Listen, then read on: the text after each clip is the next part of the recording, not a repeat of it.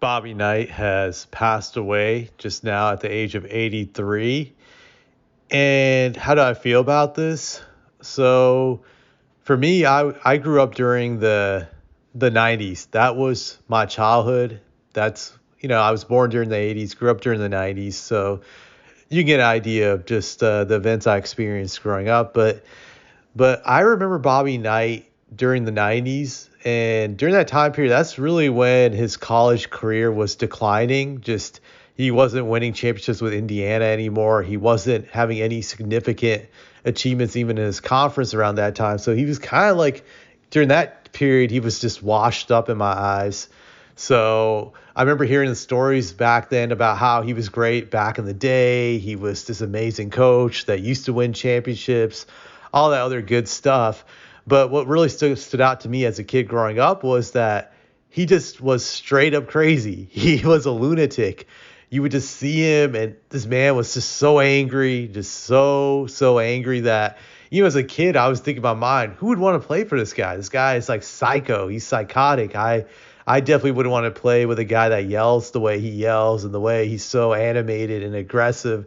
I think there was even one game where he actually threw a chair on the court, if I'm not mistaken, as a kid. I just looked at him like he was nuts.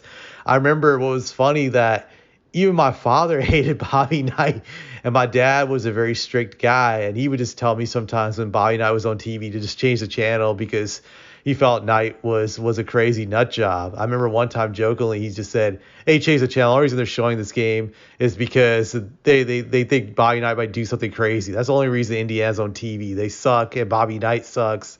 So that was the image of him for me growing up, that this guy is a raving lunatic. Even though he's had success in the past, I didn't see it. So that to me is ancient history. From what I see, this guy is crazy. He's a nut job. And what was even more interesting during that time period, like I believe I was in high school at the time, but I remember there was this video of him choking a player, that this player had allegations that Bobby Knight had choked him while he played there. And no one believed him at first. I think his name was Neil Reed. Let me just look it up. Neil Reed. Trying to see, can I find him? Yeah, his name was Neil Reed. So he made the accusation that Bobby Knight had choked him during practice. ESPN, all these other media outlets kind of dismissed it. They didn't believe him at first. But then a month later, after the allegations, a video came out of him choking the player, putting his hand around his neck. And so that was kind of like the first major strike, I think, against Bobby Knight, where he was always known to be a crazy lunatic, but no one had ever suspected him of ever being violent with his players. So that was a strike. And I remember back then a lot of people were calling for him to be fired nationally. Granted, not Indiana because they worshipped him. They wanted to stay there forever. But all over the country, people thought he should be fired. I know his players had his back and whatnot, but that's how it was. But he didn't get fired. I think he just got a warning at that time. What was really the final straw for him was in September of 2000 when this Indiana student named Kent Harvey, who was just a regular student, didn't play any sports, came up to Bobby Knight and said, "Yo, what's up, Knight?" And Bobby Knight came up to him and grabbed him by the arm and demanded respect, demanded him to call him Mr. Knight or Coach Knight. That's what ultimately got him fired. He was banned from coaching at that time, and ultimately university got rid of him. So that pretty much took him out. And after that, his career went downhill. He did continue to coach. He went to Texas Tech, but he never did of anything of any significance over there. So that was interesting. And it's funny because there's a quote I want to read in this excerpt from Wikipedia, in which it says right here, in March of 2017 interview, The Dan Patrick Show, Knight stated that he had no interest in ever returning to Indiana. When host Dan Patrick commented that most of the administration that had fired Knight 17 years earlier were no longer there, Knight said, "I hope they're all dead," which is pretty funny. I had to give him credit for at least being honest. I do respect it when people are honest and they don't beat around the bush. So I can say that's one thing I can say I did respect about Bobby Knight. He was honest and he was blunt. Very few people have that trait inside of them. So that made him entertaining to hear in his interviews. I'm not going to lie, but he was also a crazy psycho. To me, it's interesting that this guy also coached the legendary Coach K from Duke. So that shows that he had a great basketball mind because he was able to mentor young Coach K, and Coach K obviously had great success. But Bobby Knight was also successful on his own. He had 3 national championships, but I think it's kind of mixed because his strategies worked with some players and some it didn't. I think the best example of it is that he once coached Larry Bird.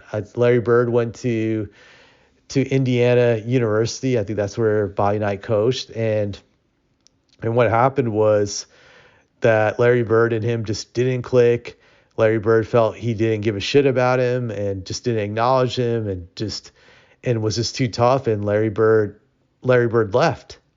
So Larry Bird couldn't succeed there. To me is always a strike against Bobby Knight because in my eyes Larry Bird is a top 10 all-time great. Just he wasn't able to succeed with Larry Bird, and it shows that his coaching is flawed because he could have success with some great players, but others it just didn't work. I think that is a flaw because a great coach can adapt to any great player and find a way to win with that great player. So that showed to me that Knight did have his flaws, and you could look at his success with Isaiah Thomas. I believe Isaiah Thomas led him to a national championship back in 1980. So he did have success with another legendary great player in Isaiah, but so it shows again my point. It's mixed.